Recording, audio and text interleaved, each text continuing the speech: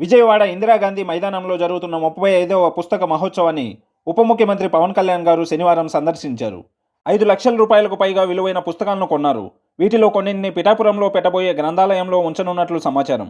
మధ్యాహ్నం 1 గంటకు పుస్తక మహోత్సవానికి సందర్శకులను అనుమతిస్తుండగా పవన్ కళ్యాణ్ గారి కోసం ఉదయాన్నే తెరిచారు. 2:30 గంటలకు పైగా స్టాళ్లను పరిశీలించిన పవన్ పెద్ద సంఖ్యలో పుస్తకాలను కొన్నారు.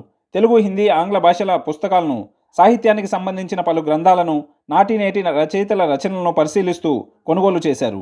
డాక్టర్ విక్టర్ ఈ ఫ్రాంక్ల్ రాసిన మ్యాన్స్ సెర్చ్ ఫర్ మీనింగ్ పుస్తకాన్ని చూసి ఇది తనకు ఎంతో ఇష్టమైందని చెప్పారు. ఈ పుస్తకం చదివితే నిరాశ, నిస్పృహలు తొలగి ఆశావాహక దృక్పథం అలవడుతుందన్నారు.